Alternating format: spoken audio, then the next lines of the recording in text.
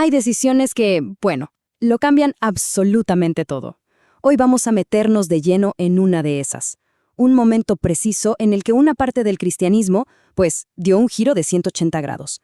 Un punto de quiebre en el que la institución que decía representar a Cristo decidió usar la violencia, yendo en contra de sus enseñanzas más fundamentales. El año clave es 1184. Y ojo, no es una fecha cualquiera, para nada. Es un verdadero punto de inflexión. Imaginen esto, una reunión en Verona, Italia, donde los líderes de la Iglesia toman una decisión, una que va a sentar las bases para siglos y siglos de persecución religiosa. Y es justo en esa decisión donde nos vamos a clavar. La orden del Papa Lucio III, en un documento llamado Ad Abolendam, fue escalofriantemente clara, que la herejía sea exterminada de los confines de la tierra. Fíjense en la palabra, No dice persuadida, ni corregida, no, dice exterminada.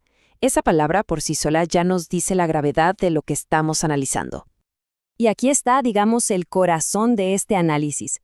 Esto no fue un simple error ni un caso de corrupción, nada de eso. Fue una decisión consciente, muy pensada, con toda una justificación teológica detrás. O sea, fue el resultado lógico de cómo la Iglesia había ido evolucionando hasta ese momento. Así que este momento, en 1184, fue en muchos sentidos un punto de no retorno. Piénsenlo.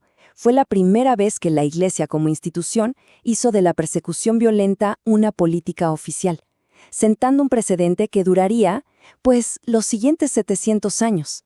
Pero, a ver, ¿cómo es que se llegó a este punto? Porque una decisión así de drástica no surge de la nada, ¿verdad?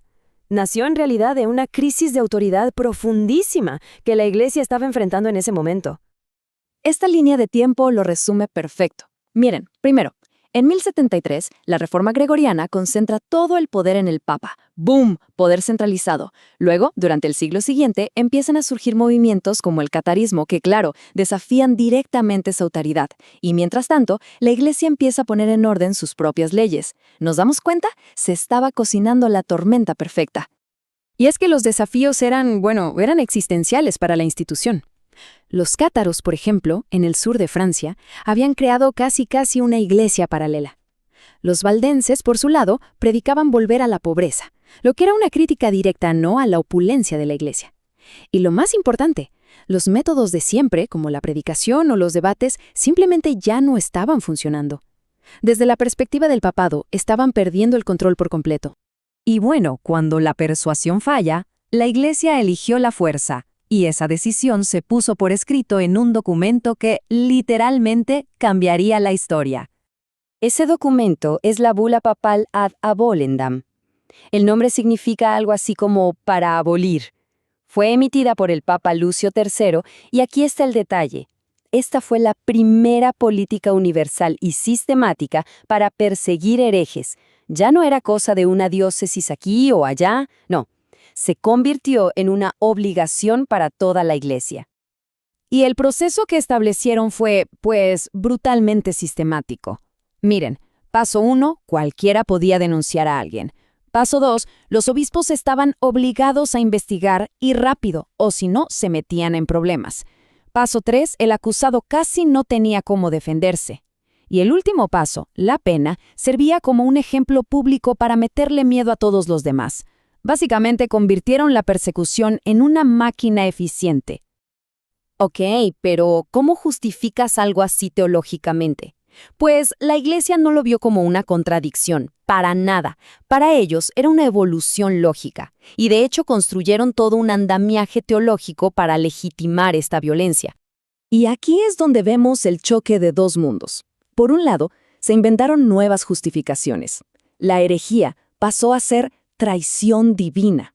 La lógica era, si el Papa es el representante de Dios en la tierra, oponerte a él es como traicionar a Dios mismo. Imagínense. Y la violencia se redefinió como caridad forzada. O sea, la idea de que era un acto de amor forzar a alguien a volver al buen camino para salvar su alma.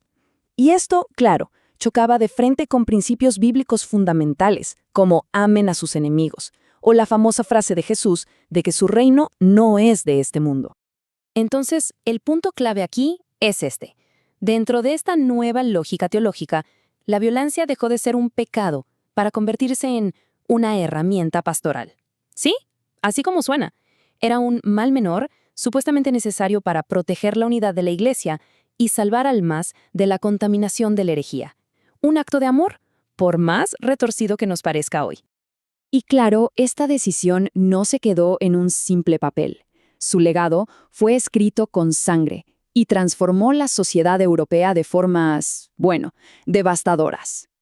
Apenas 25 años después, esta política se llevó a la práctica a una escala aterradora: la Cruzada Albigense. Y ojo, no era una guerra por territorio.